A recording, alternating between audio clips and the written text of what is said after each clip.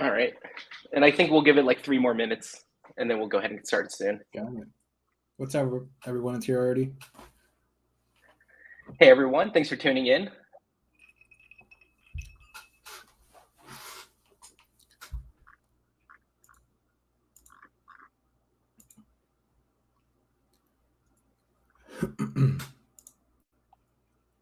What's up, Ryan?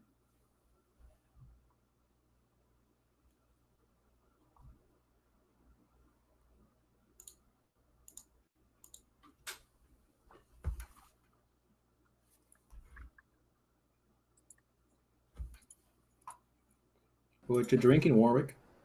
Nothing but H2O. What's up, Simon? I had a bit over the weekend. What's up, Peter? What's up, Peter? guys? Hey, what's up, Peter? How you doing? We haven't started yet, Peter. We're going to start in 2 minutes here. Okay, cool. I'm cool. Your background looks beautiful. Wow, that's really cool. What's that? I said your background looks beautiful. What do I have back there? I got all kinds of fun stuff.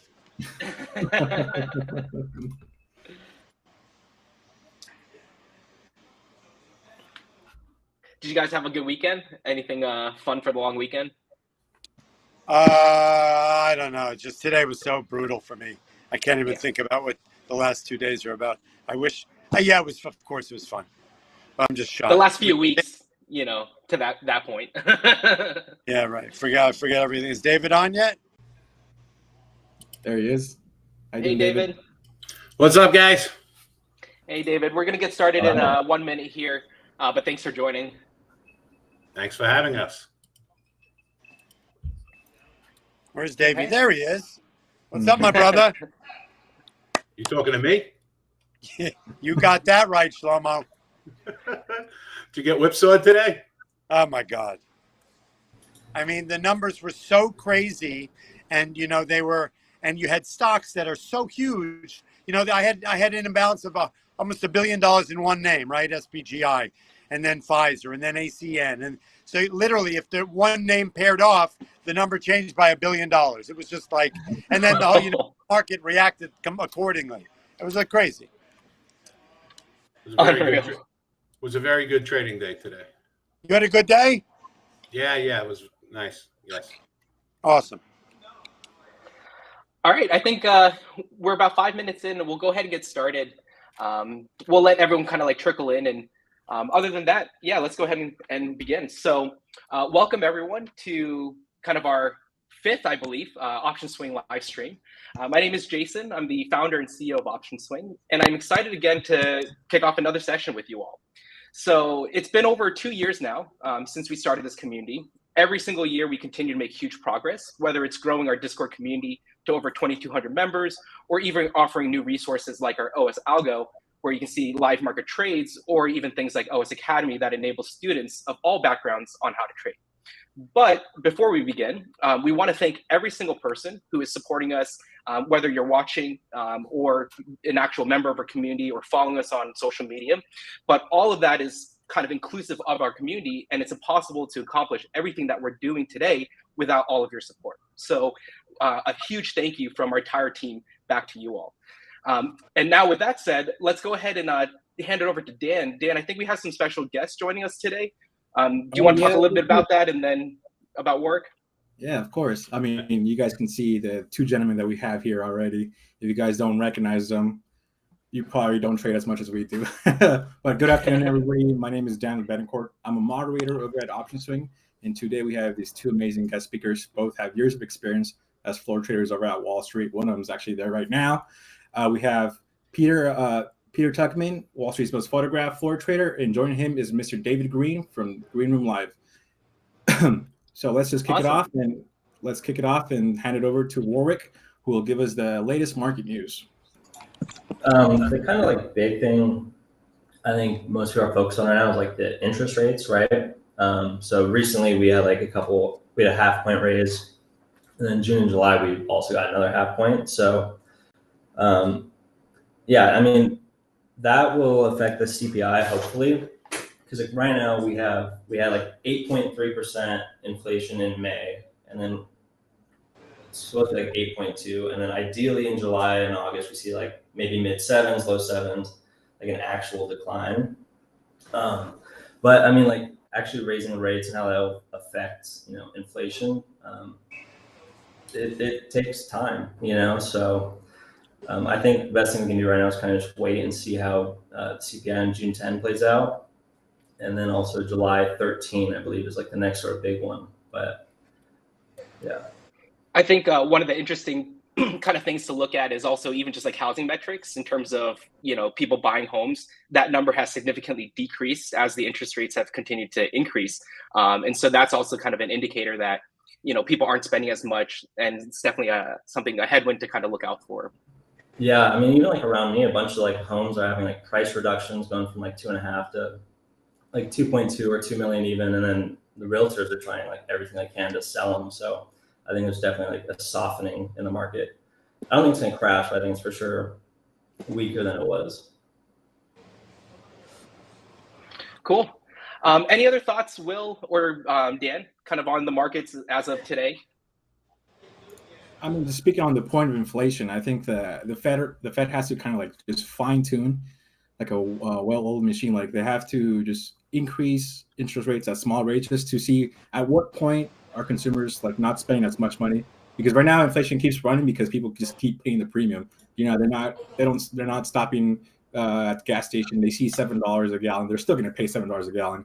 They go to the supermarket, chicken is double the price it was 2 years ago, they're still going to buy chicken. So they have to fine tune their rate adjustments until they see just a small adjustment in consumer spending. They don't want to just completely tank the market. So it's like they're not going to just raise rates out of nowhere, just a super high amount. It's like just a fine tune they need, because they don't want to send us into a recession and they don't want inflation to keep running. So it's just small adjustments. So like kind of on that note, recently Fed kind of like up until now, Fed said Powell has said he wants to avoid a recession and like a weakening employment market.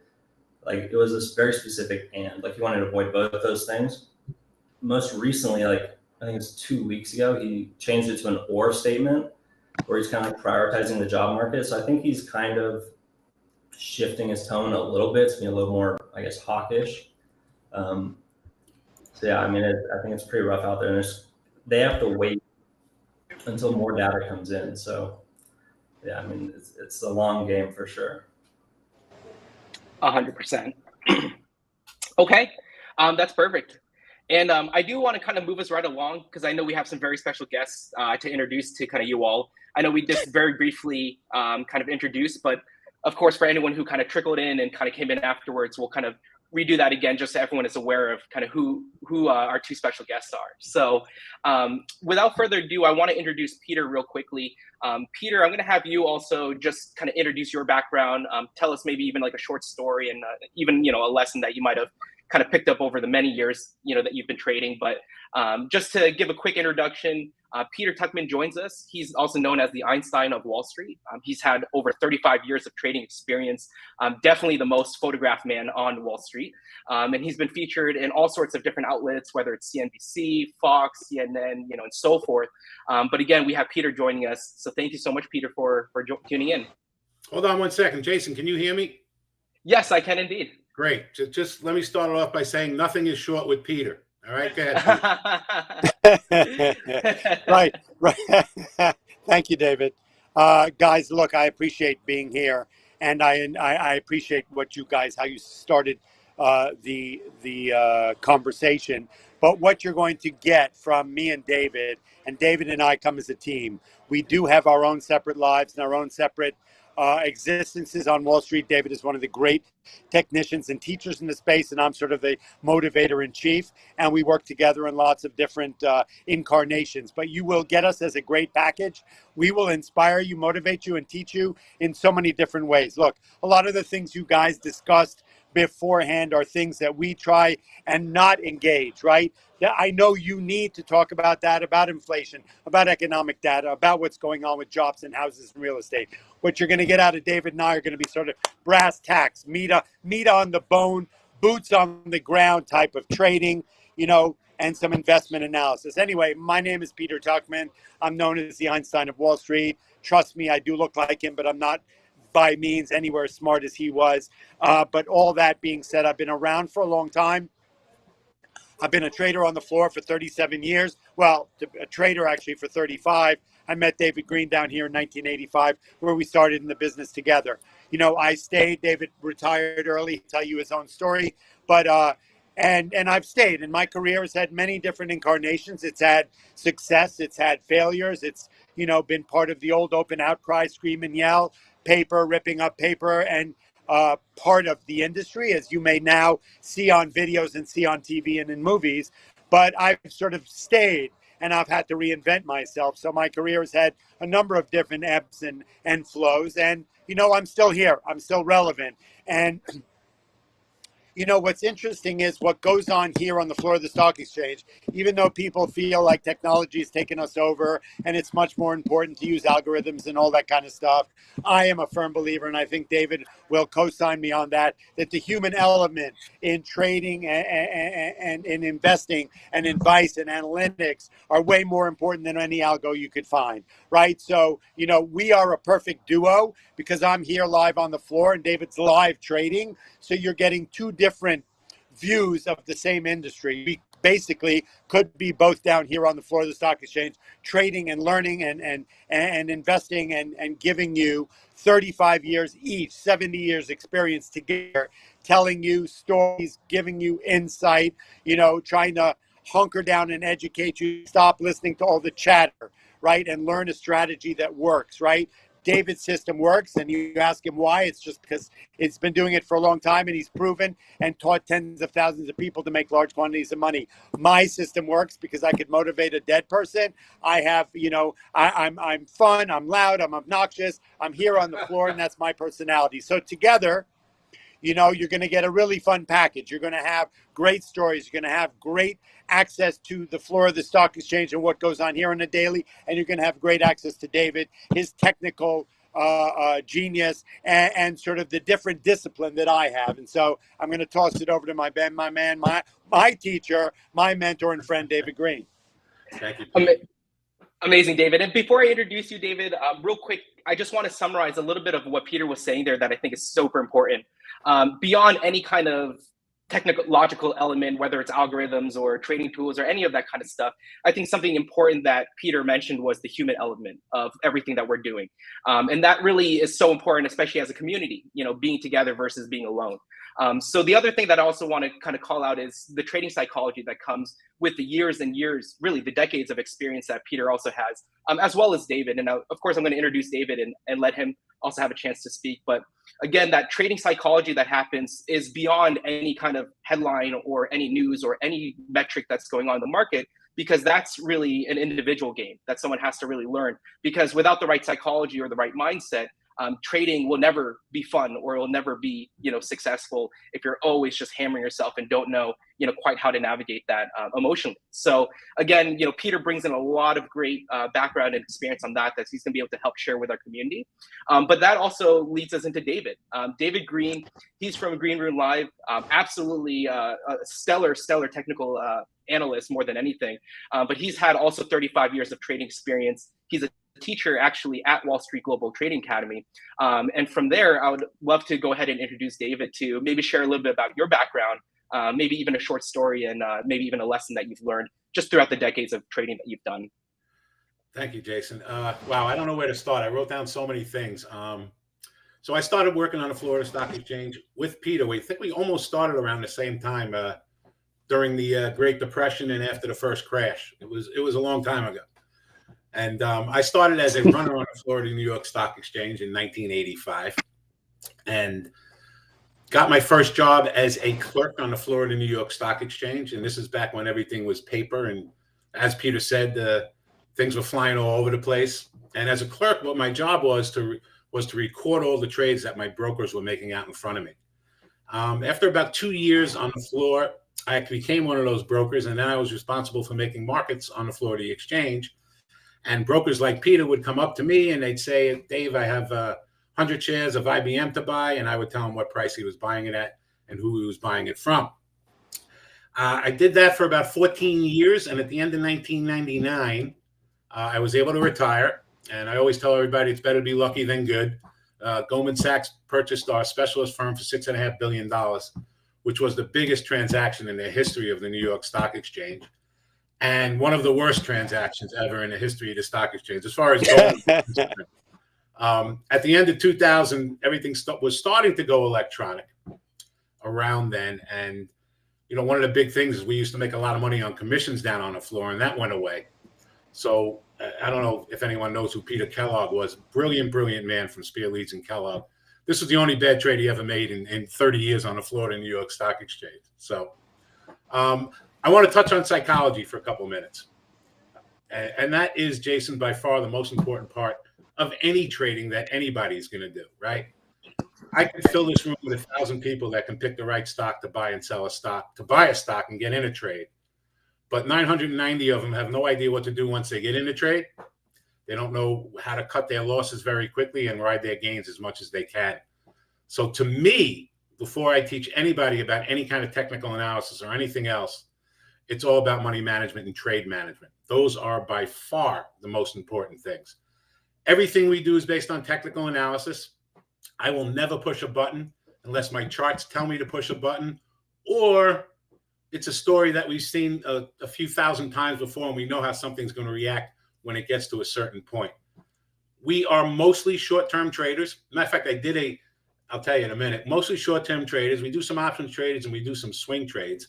I knew I was coming on with you guys today, so I was watching the options market all day today and trading the SPYs based on the options market, and there were a few levels that lined up in our SPYs that were just spectacular as far as the options were concerned.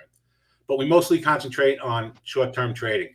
You guys were talking about inflation and talking about it in a more macro sense. We had the PCE indicator come out. Was it Friday, Pete, that came out? Yes. On Friday morning. And the market absolutely exploded from that. And it didn't even come out so great.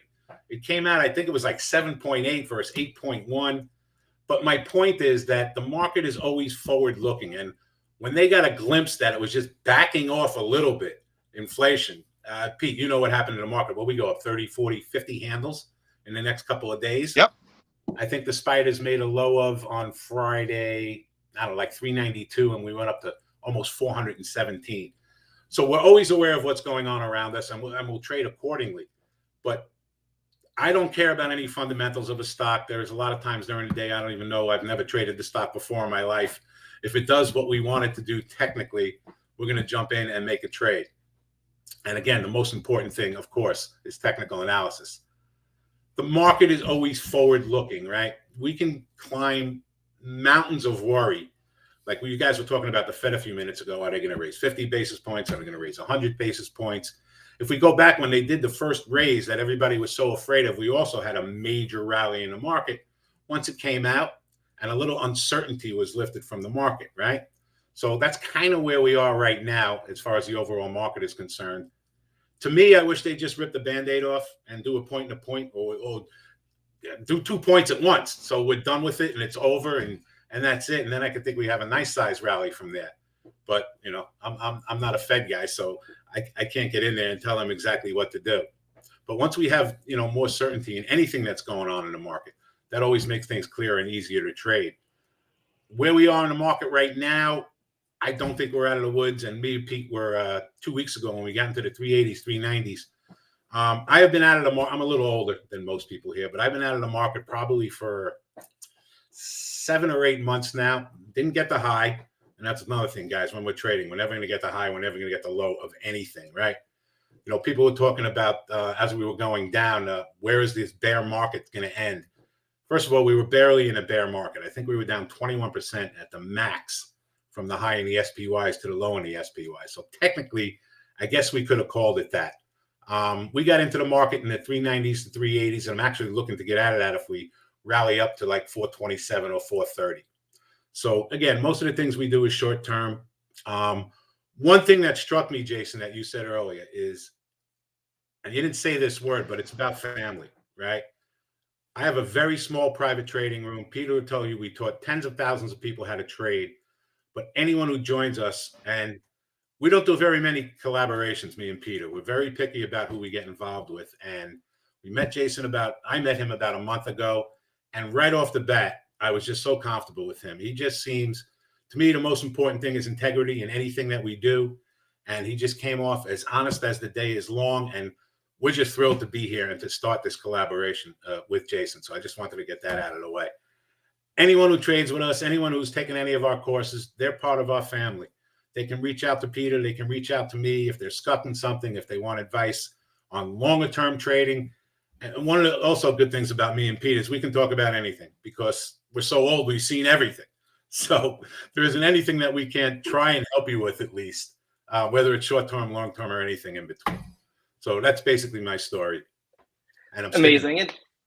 Thank you so much, David. And thank you for the kind words. I think it's really important just to kind of let everyone know in terms of the community what we have in terms of general thoughts of kind of this partnership. And more than anything, it's always been my vision, my goal to enable our community with as many resources, and not just any kind of resources, but the best of the resources, so that people can enable themselves. I think there's a very important concept of teaching a person to fish so that they can feed themselves forever. And so with that in mind, you know, bringing someone like Peter and bringing David in, again, these are the cream of the crop, top kind of technical analysts, people who've been in the industry for a long time, have been and seen it all, and can come in and just really help level set everything that's going on. I think one of my favorite proverbs, it's an African proverb, and it goes, if you want to go fast, go alone, but if you want to go far, go together. And I think that really brings in the kind of communal message of, again, trading can become very lonely if you're doing it by yourself, sitting in your room by yourself, trying to understand everything that's going on by yourself. But when you're together as a family, as a group, and you are kind of sharing in the successes and the failures together, but learning through everything and having, you know, very well, you know, educated folks like David and Peter coming in and teaching us little nuggets here and there and helping us all just become better, that kind of stuff is invaluable. And it's stuff that I haven't seen really quite a lot of communities really take the time and energy and effort to provide for their community members. So yeah, Jason, if I could just add something also. I'm doing this for 35 years, and Pete will corroborate this. I'm seeing things happen in this market that I've never seen before. Yeah. Okay, when we have 1% and 2% moves in the Standard & Poor's and 10-15% moves in stocks in one day, this is not something that I've ever seen before. So it's especially more difficult. And look, there's a lot of people struggling with this out there because it has not been easy. It just hasn't been. You know, trying to figure out what's going to happen from day to day, forget about it. It's from minute to minute in this market. It's not day to day anymore. So it's been a very difficult environment, especially for somebody who's just starting to learn this, right? So what I always tell all my people, especially the beginning traders, and Jason, you kind of alluded to it, there's no hurry, all right? If this is something we want to do and we want to do for the rest of our lives, you got to start the right way, and you got to do it very small, and you got to be with the right people, right? That's the most important thing. And there's a lot of bullshit out there, pardon my language, and there's a lot of people out there that will tell you how much money that they're making, and they make money on 99% of their trades and yada, yada, yada. It ain't happening, guys and girls, especially not in this market. And the people who are saying that are the people you want to avoid. Look, this is real. We have losing trades. We have winning trades. We have losing days. That's what trading's all about, right? This is the real world. It's not a fantasy world where you go on TikTok and everybody's a genius and a multimillionaire. So this is the real thing. And Pete, elaborate a little bit on how difficult this market has been for trade, even for you and your guys who have been doing this for 40 years. So, you know, guys, listen, I think why we're doing this now and what this market means to me and David. Look, we've been around for a long time, and we saw the new democratization of the trading and investment community that happened around COVID. And we sort of talked together, we put our heads together and said, you know what, we're going to see 40 million new retail traders come into the marketplace. And as long timers, I don't call ourselves old timers because we're really young at heart, it behooves us to take advantage and to embrace this new community, because in a market that I call, this is not your grandfather's stock market, right? This market is going to take down 90% of the people who try to trade it, right? We've never seen these moves. You may be lucky for $1 or $2, but you're going to be wrong for $50 or $100. And so David and I sort of, you know, a lot of people who have been around as long as I and David, you know, have not embraced this community, have not really put their arms around it and tried to take this opportunity to educate. We see things as a cup half full, not cup half empty, right? So while this market is really difficult and volatile, as a technical analyst, as a day trader, right, this is a actual gift for people who know David's strategy, who've learned the rules, and who join this family. There are a lot of people with really bad motivation out there, a lot of bad players in the game, right? I see it. I'm getting mimicked on Telegram. People who are coming in, making believe they're me, telling people, you give me $5,000, I'll make you 25,000 by the end of the week. There are a lot of people in the media who tell you the trades they're in and they're up 1,600%. They're all up at this and that. And it's all horseshit, excuse my language, right? So the bottom line is we know that people are really tied to the internet, tied to TV, trying to find some good direction on how to navigate this market successfully. As David said, we've never seen this movie before. We've seen a lot of movies for the last 37 years, but this is a market like we've never seen before. The volatility in the ETFs, the spiders particularly, and the movement in the stocks, right? We saw on March 23rd, 2020, anybody with about $1,000 and a button and a machine hit the buy button, and suddenly they had diamond hands. They were posting pictures of themselves on Instagram with a stack of 10,000 and a Bugatti and la la la. Right? But that wasn't reality, right? That was their dream and their hope. 90% of those people who came into the market, once this market sort of knocked down all the obstacles, for anybody now with $10 and an iPhone can trade the market, 90% of those people have blown up their accounts. They mortgaged grandma's, house, and they started trading the market. They looked really good for a while when GameStop was at $483, but it's not there any longer. Stocks are down 60, 70, 80%. And as we know, you can make money in a market that goes up and a market that goes down. And you can protect your investment using risk management and money management. So the bottom line is we have come together with you guys. We really feel important, and we're motivated in a good way to really try and empower people to learn this, right? Look, our motto is similar to what you talked about with the fish, is learn once, earn for a lifetime, right? If we give you the tools and David fills that we give you the toolbox, and David fills that toolbox with the tools that you can learn and use to navigate any market, an up market, a down market, a kangaroo market, right? All that using risk management, using the rules and the habits of a successful trader. As David said, we don't win all the time, but you will never blow up a trading account using David's strategy. You will come back from one losing day. You will come back from one losing week, right? But you're never going to lose large sums of money. And we know it. We get phone calls all the time. People who got into the market, they listened to the internet, they bought on FOMO, they chased GameStop, they chased AMC, they were in CAR, they were in UPSD. They didn't know that they were supposed to sell it because they had a profit in it. And now these stocks are down 80%. So we say all this to say is what an amazing learning environment and landscape when look, in a boring market, it's really hard to learn. First of all, it's not that hard to trade, but it's hard to learn. In a market where the candlesticks are, 30, 40% up and down, we've not seen one day since Jan 1 where the market is less than a 1% move multiple times a day. So if you take that and you add David Green, my motivation, and David Green's mastery in teaching, and you put together the tools and the habits to learn how to trade this and navigate it successfully, it's really a recipe for profitability and for fun. You'll be able to take what we can share with you wherever you need to go, right? You can take it to a job interview. You can take it to to any kind of a networking situation. You could take it to your next job. You could take it to school and wherever you go. So what we teach you and what we share with you and what we will, bring together in this amazing community that Jason and his team has put together are things that are assets. They are things to put on your resume, and they are on top of that things to help you make a little bit of disposable income and have some fun along the way.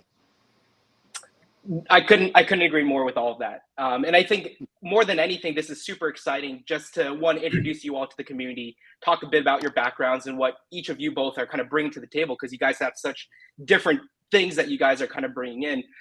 But really just to let everyone know what we have in mind for kind of the coming weeks is we want to do more of these webinars, but more on a very, smaller, more intimate basis with a number of our community members. in there, we want to just be able to share these stories, be able to teach, be able to talk about psychology, all these very important concepts. But more importantly, is also show you a live trading session. I think that's one of those very invaluable things that people always want to look at and just kind of see and understand is, pre-market, what are you doing and what's your routine? How are you creating these watch lists and what are their, market movers that you're kind of watching? And then market, opens, what do you do in the first 30 minutes? Everyone knows that the first hour of trading, the last hour of trading is always the most active, but how should I take advantage of that as a new trader or as an early trader? And again, these kind of things are these kind of webinars and these sessions that we want to bring to our community with the help of both David and Peter graciously giving their time to kind of spend with us. But let's kind of continue. I do want to have David and Peter stay on if possible. We have Q&A at the very end of the session, and I think there's going to be inevitably a lot of questions that people will have for you both. So if you guys don't mind staying for a little bit, that would be great. But we'll go ahead and kind of continue moving things right along. Dan, I think you had some thoughts around SPY and QQQ since we're already kind of talking about that right now. Do you want to just kind of take us through some of those outlooks? Yeah. Can you guys see my screen? Not yet. Not yet? No. Show us your screen, bud. Come on, whip it out, Dan. It's coming. Kabir, if you can give me permission, or whoever's in charge of that. It should be on right now. Kabir. I mean, I don't really need a chart just to talk about this. Kind of like I'm adding to what Peter talks about. Kind of forward-looking. Dan, you should be able to just click it. I just clicked on it and it's working. Yeah, there it is. That's mine. Boom. All right. So here on the left, I have the SPY chart. Here on the right, I have my QQQ. I kind of want to add to what David and Peter were talking about, kind of like psychology and forward-looking markets. I want to kind of point out the last rally that we had. This last rally kind of was fueled by when Jerome Powell came out saying, you know what, the data isn't that bad. Let's come back in April and we'll talk about it again. So from March to April, we had a just very large rally, just 18% increase on QQQ. And since then, we had the other FOMC when, Jerome Powell came out and said, all right, maybe, maybe it's not transitory. Maybe it is really bad. So since then, we've been kind of trending down and then sideways until the next FOMC, which we just had last week. And the data that we had said, you know what, it's bad, but it's not as bad as we thought. So I think maybe the market's going to keep on ripping or just kind of climbing up until we get bad news, because no news is good news in this market so far. So I think our next resistance, David, if you want to maybe jump in here as well, next resistance is right here at QQQ 330 or SPY 428 or so is what I have for the next resistance. But I see us maybe just chopping and accumulating some volume there and just keep going higher until, the data changes, until the news changes, pretty much. So yeah, we're pretty close. We're pretty close on our levels, Dan. Okay. If I could share my charts for a minute, Jason. Yeah, go ahead. Yeah, absolutely. Please. I want to show you a couple of things from today. I'll stop sharing my screen real quick. Let me know when it pops up, guys. All right. Are we there? Not yet. Not quite. Not yet. I might have to stop first. I'm going to stop. Now you stop, and then I'll try again. They'll give you permission now. I think it's on our side. I think it should pop up there. It says someone is sharing my screen. It took mine a couple seconds for it to pop up. Melanat is sharing my screen. Is Mr. Melanat there? There we go. Thank you, Mr. Mellon. So, okay, here is a chart of the SPYs. And I was thinking about options today, and I want to show you a trade that we did today. So this is a daily chart. Okay, so on a daily chart, we're showing the last 6 or 7 days. And on Friday, after the big rally up, right, we closed at $415.26. So if you look, guys, I want to show you, I had one of my moving averages. We're not going to get into all that now. But I had one of my moving averages right around 410.22. And what we were looking at this morning was coming down from the levels where we were, hoping that would be support. If you see here, guys, that was resistance, right? When the stock is going up, it hits resistance. It blasted through that. So our thought this morning was, let's see if we can hold those levels on a pullback, and that becomes support now. So I'm going to show you guys my 5-minute chart, and the level is around 410.22, 410.30. So here's what we did early this morning. It was pretty freaky, right? I think we had a 410.22 level. The spiders made a low this morning at 410.05. So it got 17 cents below that level. And I actually looked at some options when we were trading down here. And when it got down here, and we bought the actual spiders this morning because it held that level, which I thought was a fairly big level. But when it got down to this level, I looked at a 411 and a 411 call in this stock. And the 411 calls were trading at $1.66. They went to $4 after that. And the 412 calls were trading at $1.28. They went to $3.47. It took less than an hour for those trades to play out when we bounced from this 410 and change level up to the 413, 414 level. So they went from being out of the money to being nicely in the money. I specifically looked today, Jason, at the options because I know you guys concentrate on options. But we were in the stock down here. And then later in the day, we had a nice short in the spiders because they rallied up to one of our resistance levels. And again, when we do this live, I'll walk through this with everybody. I'll tell you exactly what technical analysis that we're using and everything else.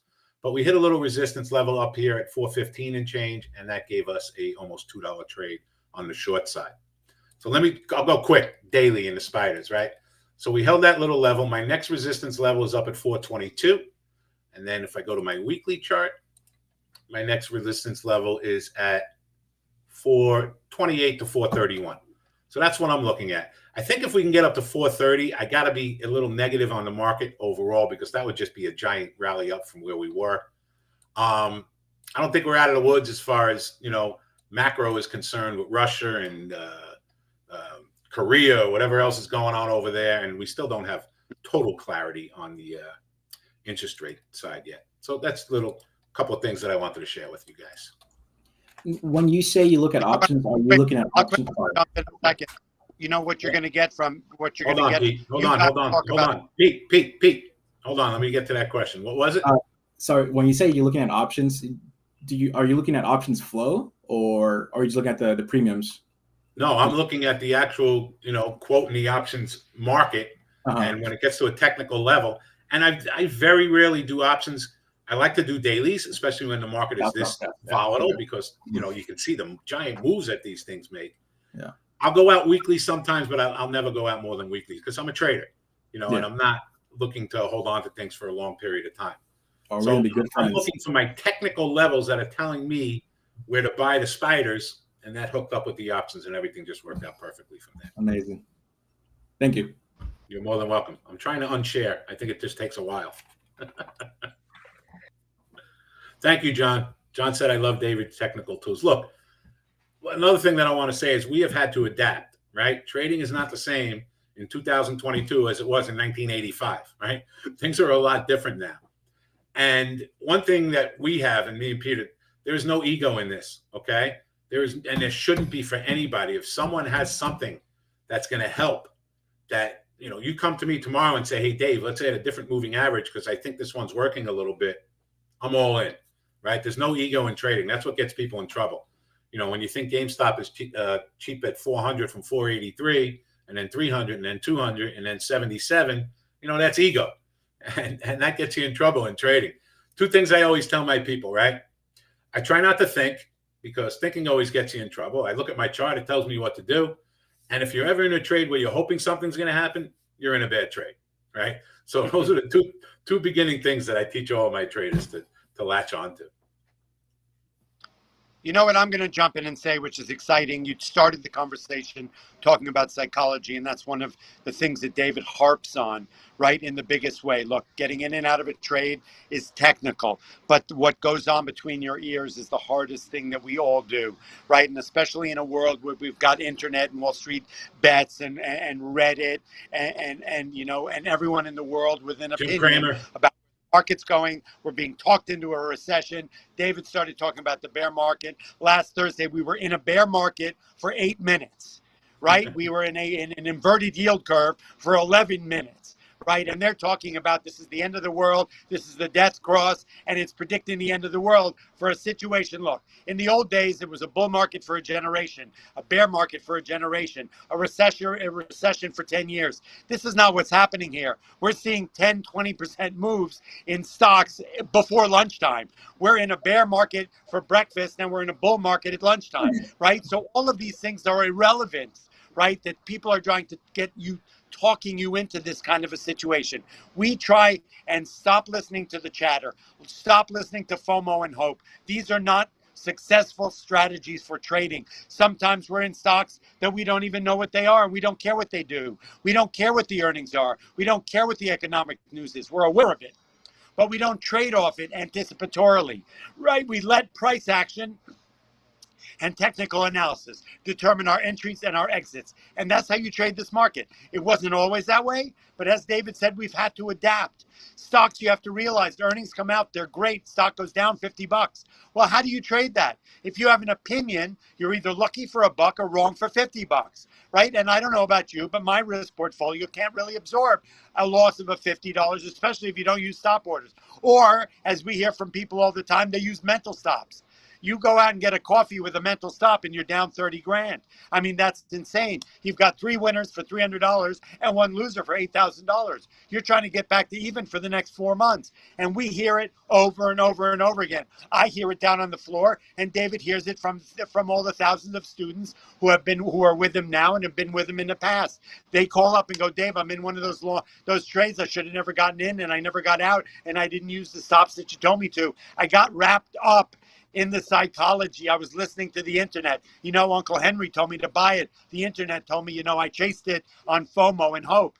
And I'm in a trade I can't get out of. What do I do? Right? So that's one of the things I think that we can help and bring to the community. And there's nobody one than David on it. A lot of people know technical analysis. Not everybody can teach it. He's a great teacher. So, and I can motivate a dead person. It's all good. We got a good team together here. Thank you guys so much. Thank you, Peter. Thank you, David. We're going to go ahead and move this on to a market that's even more volatile and crazier than the equities market. We're going to hand this over to Will so he can give us his outlook on crypto. Sure. How's it going, guys? Let me share my screen here. Okay, so while this is loading, I'll just, I just piggybacking on everything you guys were saying. I don't think the macro bottom's in. We're not out of the woods yet. But I do think there's a compelling argument to be made for a local bottom here, potentially up to maybe 38, 40,000. Has my chart loaded yet? And Will, while your chart is loading, Yeah. I think it's going to take a few seconds to get it up there. Ooh, I know some people have questions, so be sure to be asking questions inside of the chat. We're going to go ahead and kind of compile all those, and then at the end, we'll have kind of a Q&A session. So again, just make sure to ask all of your questions inside of the chat so we can get to them. Sure. Is that Bitcoin? Yeah, this is Bitcoin. Yes. Cool. Okay, so like I was saying, I don't think the macro bottom's in. This is too clean of a low. We're right back into the summer 2021 lows. A little sweep here. I think we're going way lower. I mean, probably closer to the low 20s, if not the high teens. That said, we've had 9 straight weeks of red. This is something that's never happened before, and with Bitcoin or any crypto really, and any of the majors. But like I said, this brought us back to the 2021 lows, which is where we then, trampolined off of and made a new all-time high. I don't think we're going to do the same this time because the macro situation, like we've been saying, is completely different. I think it's too early to even be thinking about all-time highs.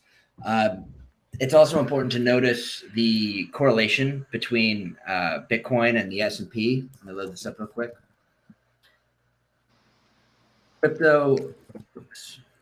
Crypto tends to top first and bottom first. Let's do a new price scale here. So you can see Bitcoin up here topped out well before the S&P did. I mean, we're talking a couple of months. And then it bottomed here as well a couple of weeks prior. So look, we don't think the S&P bottom's in. So I don't see any reason to think that the crypto or Bitcoin bottom is in. But that said, we've been ranging down here. This is the 3-day chart. So each candle's 3 days. I'll switch to the 1 day. We've been ranging down here for about 3 weeks now.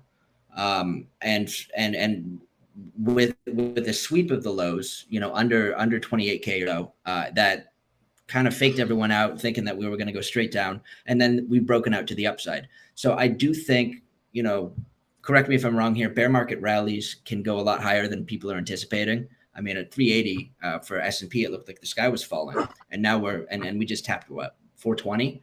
So, I do think this can get some juice. I think we could maybe test up here to like 38 to 40,000.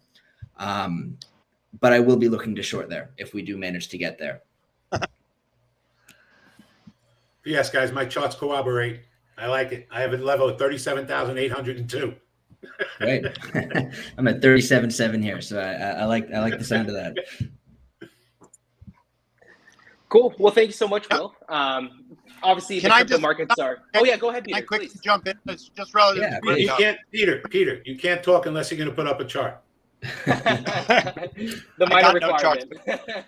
No, but I really appreciate you putting that charts overlapped over the SPY, because we've been sold a bill of goods by the people who are who are smoking the devil's lettuce over there at the crypto house, that crypto hedge against the market, right? I mean, everybody, Yeah, a lot right. of An inflation hedge, right? that guys, you got to, look, if your equities go down, crypto's going to go up. It's inverse. It's like gold used to be. It's a hedge against inflation, against equities. And to be perfectly honest, that's the biggest bag of BS I've ever seen in my life. Yeah, and you absolutely. just proved it right there. So I really appreciate that overlap chart, and that's what people should be realizing. And that's why a lot of that is really kind of why the market's done what it's done over the last couple of months. I think another important thing is just the fact that we're kind of showing all these different areas that people can invest in, whether stocks, equities, options, crypto, and so forth. There's a flavor for everyone. But I think it's just so important that everyone enables themselves to some capacity and to some level about personal finance, just because most people don't get taught this in school. Most people aren't ever shown this. Most people don't have a mentor or anyone kind of teaching them. And so it ends up being most people kind of go through their lives having a lot of money management issues just because they don't think about investing into their future and investing into their retirements and so forth. So again, it's just, I love that we can bring so many different topics rather than always just talking about options trading. There's so many other things out there. And that's really the importance of the community is, being able to expose and show everyone, these are all the different interesting and, exciting things that are going on, and, letting people pick and choose how they want to, kind of invest. So with that said, let's go ahead and kind of wrap things up and move it right over to the Q&A section. However, before we go into Q&A, I do want to make two announcements real fast, which is going to be our monthly winners for our community. And so I believe I am going to share my screen again. And apologies, I know we have kind of some delays here with the screen shares.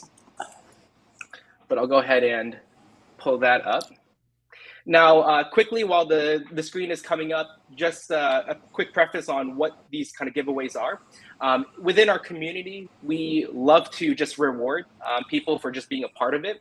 And so we have kind of two types of members that are in our community. We have kind of our monthly members, and then we also have what we call our diamond members, which is our yearly members. And so every single month, we like to give out prizes away to our entire community. And so we have kind of two monthly members picked out. And so the two winners, which we'll announce in just a moment here, is going to be given a $100 Visa gift card. And then for the diamond winners, we're also going to be selecting two diamond winners. And with those diamond winners, not only are they receiving a $250 Visa gift card, but Jose and myself, Jose is also on the live stream as well, but him and I, we both founded Option Swing together. And him and I are going to go kind of sit down, do a 1-hour session, and be able to kind of share any kind of insights, experiences, anything that the kind of member wants to learn about and ask us during that 1-hour private session. So with that said, I'm going to go ahead and announce our first winners. So our first kind of most valuable trader awards goes to Donna and Haagen-Dazs. So congratulations to both Donna and Haagen-Dazs. We'll go ahead and reach out to you inside of Discord, and we'll send you the Visa gift cards. And for Diamond members, congratulations to White Elephant and Fufu, I believe. Both of you guys also win, and so we'll be reaching out to you all with the gift cards, as well as setting some time aside to do our private session. So super looking forward to that. And I guess that really brings it to the kind of Q&A section. So I'm going to go ahead and stop sharing my screen here. I'll kind of kick off the first question to the group, and then I think we have some more as well. But starting with the first one, I know this one might be a little bit more geared towards David and Pete, but are there any particular books that you guys have read that you would just, recommend as a must read? Yeah, Liar's Poker. That would be the only one that I Go, ever read. I'm kidding, Perfect. guys. That's a book that's like 30 years old that And- told the story of maybe the Wolf of Wall Street. Look, And I have to be on. look, to me, Go for it. here's the most important things about learning how to trade. And look, there's a million great resources on the internet. Yeah, you could type in options and there's a million lessons. You can type in equities, there's a million lessons. There's tons of things out there, and I certainly would not discourage anybody from going out there and trying to pick up as much information as they can. To me, the most important thing is finding a mentor who cares about you and learning the right way to do this. You guys have Jason and Dan. I think did I get it right, Dan? Yes, sir. There you go. You got Jason and Dan. And you got to find people that you can trust. You got to find people that you're comfortable with. You got to find people who know what they're talking about. But the best way to learn how to trade is to trade. That's it. That's the best way to learn how to do it. It's like anything else. It's like if me and Peter were going to go open up a bakery tomorrow, right? Well, our chances of success would be about 0 because we don't know how to bake, right? So it's the same thing when you want to get involved in trading of any kind. You got to learn how to do it before you run in there and start swinging around large amounts of money. And in the market that we're in now, there's fractional trading. So it makes it a lot cheaper to learn how to do this. And, if you're paying $200, $300, whatever it is, to be involved in a group, it is money such well spent that's going to accelerate your learning process 1,000 times. But the best way to learn how to trade is to trade. That's it. Great. And Peter, I think you were going to say something. I know I'm not sure if you had a book in mind or anything like that, but maybe in terms of just general resources, what do you typically recommend as kind of a go-to for traders?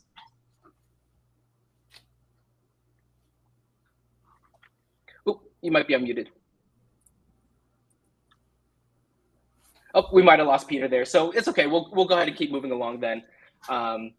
Dan, do you want to go ahead and ask the next question? Yeah. The next question, I think it was for Peter, but I'll ask David a question. David, this is a huge debate that I've seen going around for a very long time now. Do you think that retail has any effect on the broader market whatsoever, or is it just strictly institutions and funds? I think it's a combination of both. I don't think retail has a real big effect on it.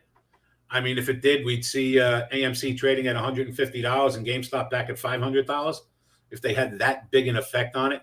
So I think it's a combination. I think you got to throw in algorithms in there also, which are all over these markets nowadays. But again, if you're using proper technical analysis and stuff and being patient and disciplined and waiting for your spots, I don't think any of it matters.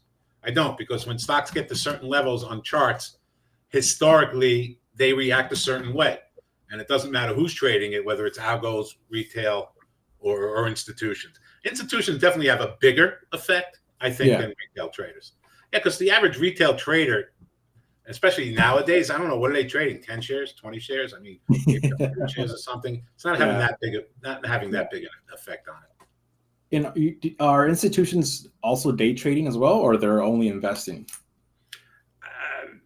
99% they're only investing. Gotcha. But look, they do a lot of hedging also, and investing could mean they're getting short some stocks. So it's not like they're just buying; it could be on the long side or the short side, of both. And they do a lot of hedging, also. Gotcha. Awesome. And David, I actually have another question for you regarding. I think that was Thinkorswim that you had there in terms of the charts that you're showing. But what kind of tools and software do you like to use when you're doing your technical analysis? Yeah, that's great. I and everybody that we've taught, if they can, we use Thinkorswim for charting. I love Thinkorswim for charting. You can get real-time charting. It does not cost anything. So you can get that. It doesn't cost anything. It's through TD Ameritrade, the Thinkorswim platform. Everybody who has learned on our techniques, and I also have a private trading room where I trade live with my traders all day long. We're all using the same charting service so that we're looking at the same charts when we have all our technical analysis. As far as choosing a broker to trade with, I think that's a matter of comfort. I use interactive brokers. I do pay for my trading, but to me, it's worth it because I know I'm getting great executions. I think I pay $1 a trade, no matter how many shares I do. But again, that's a personal preference. I say use whatever you're comfortable with, where the commissions are reasonable. Perfect. And Peter, I see you're back. Let me ask you that question as well. What kind of tools/software do you like to use when you're doing charting and technical analysis? You know what? To be perfectly honest, when I'm trading a different strategy on the floor these days, it's different than we used to do. So I trade using David's strategy on the floor for a pre-market opening spider trade. But for the rest of the day, I actually am trading off of a trading model that I built here on the floor relative to market on close and opening of the market. It's an imbalance feed that gives me access, and it's not inside information. It's just information. It's a matter of how you sort it and read it and how you analyze it, that you can use it to trade. But basically on the floor of the exchange from 2 o'clock on, you're given the imbalance feed of what institutions and high wealth traders are putting in to execute stock on the closing bell. And we analyze through a spreadsheet and a percentage buy to sell spreadsheet, Excel sheet, what the market's going to do from 2 to 4 o'clock. So I don't use those tools. Nothing I could really share with you, or else I'd have to kill you. And but otherwise, no. And I'll tell you this one though. I'm trading large quantities of the 338 S&P stocks here on the floor. I do trade a large position in the spiders relative to how much notional value there is to buy and sell in the S&P stocks on the floor. But I must say that, 37 years of experience trying to trade a market that moves like this, I always defer to David Green when I'm in a quandary and wondering what to do. When I'm hitting a level and I'm long because of my information and I'm wrong because of my information, and I need to find a level of how wrong I'm going to be, I reach out to my man David Green, and he tells me you're in deep trouble, or you know what, hang in there for another 20 handles and you'll be okay. I love that. And Peter, I got another question for you, actually.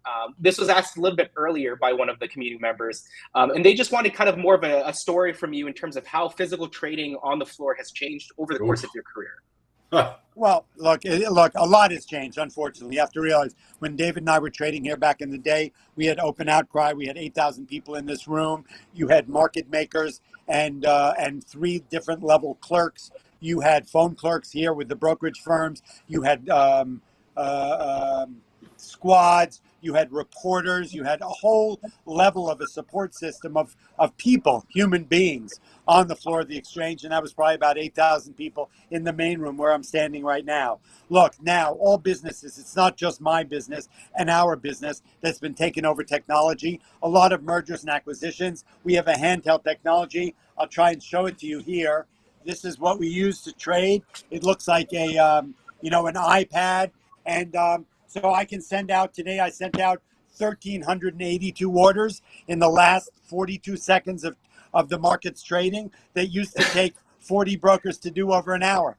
So look, at the end of the day, I've had to reinvent myself. So the market and the way we trade the market is different. I don't use paper. I use a handheld computer. I can send out 1,000 orders in 4 seconds. It used to take me running into David, who was a market maker. He'd have a handful of orders. I'd say I was a buyer. I was a seller. We'd put on trades. So the whole nature of the business has changed. I think the relevance of the human being in a market that goes up and down thousands of points is incredibly more important than now than it was even back in those days. I don't know about you, but I'm not going to hop in a driverless car. And I know if I was getting on a plane, to go to Europe, and I hopped on the plane, it was a sunny day over the Atlantic, I ran into turbulence, I would really hate to knock on the cockpit door and see 2 blow-up dolls, flying the plane.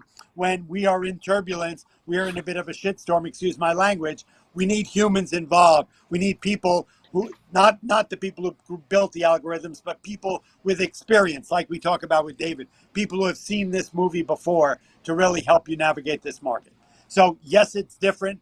There are humans here in New York in the market. I've changed, I've adapted. We all have in any industry we're in. We've adapted against technology, but I think the human being is the most important thing still in virtually every business. How do you like them apples? Yeah. And that's all I got to say about that. I love Yeah, it. it's funny. When we worked on the, first of all, people used to talk to us, oh, Dave, it's so much pressure, and how do you do it? And unfortunately, we had some sad incidents down there where people didn't make it through. But to me and guys like Peter, it was like playing in a Super Bowl every single day. I could not wait to get to work every single day. It was just the greatest place in the world to work. And I could have 30 people standing in front of me, screaming and yelling, each one of them having a different order. And I would know exactly what each person's order was, how many shares they had, how to pair them off when things were trading. It was incredible. It really was. It was the most incredible place in the world to work. And I know you're trading more remotely now, David, but do you ever miss it, being out on the floor and kind of being in that environment and just feeling that energy almost of everyone there, right? Every day. This was the greatest place. It was the greatest place in the world to work, you know. And when I left at the end of 1999, the beginning of 2000, it had already slowed significantly, and things were all electronic. And look, when we first started working on the floor, I used to have to write every order that people gave me in a book, in an actual book. I'd have to write every order in at every price, an eighth, a 16th, a quarter, a half, every single one. Imagine trying to do that when we have millions of orders every day in every different style. It's impossible. It's impossible to do. But yeah, I miss it. I miss the people. It was the greatest family in the world. I can tell you that. God forbid anything ever happened to anybody. I'll tell you a quick story. There was a guy who, you remember the guy who shoveled his, was snow shoveling, Pete, and he came in. He was sitting in front of the post, and he passed away. You remember? Yeah, the big guy. What was his name? I don't remember his name. He was a huge Willie Wire. Willie. So yeah, he was sitting in front of the post. He was slumped over, and he had passed away. He overexerted himself doing the snow shoveling. I think within an hour and a half, okay, they passed around a hefty bag. And at that time, there were like 55 specialists on the Florida Exchange, and like Pete said, 8,000 people. I think they collected over $100,000 in cash in like, I don't know, an hour, and brought the hefty bag and made sure that his family got it. Yeah. And that's how it was down there with everything. Yeah. That's super good. Always kind of looking out for each other. That's really, really good. I know we're a little bit over, so I think this is actually a perfect kind of time period to kind of end the stream. I want to thank everyone for joining. Peter and David, thank you so much for taking the time to meet our community and introduce yourselves. But as I kind of mentioned earlier, we're going to have a lot more of these in the near future. We want to really get a lot more intimate, a lot smaller of a group, really start talking about education, talk about live trading, all these kind of important things that people want to know and want to see. So with that said, thank you also to the Option Swing team for joining. Will, Dan, Warwick, Jose, thank you all for being here. Definitely for every audience member, if you aren't following us on social media, we're on Instagram, we're on Twitter, we're on YouTube as well. So be sure to subscribe and follow us there. But we do this every single month. It's free for everyone. We'll continue to bring other guest speakers, bring in some important knowledge to share, allow everyone to ask, more questions. And so without, further ado, I'll go ahead and kind of wrap things. But again, thank you everyone for your time today, and looking forward to kind of talking and seeing you guys inside the community. Thank you guys so much. Peter and David, it's an honor. Yeah, you guys have been great. Thanks so much for coming by. It was a pleasure. Cool. Thank you, everyone. All right, see you guys. Cheers. Look forward to some live trading with the man, David Green. Cheers, guys.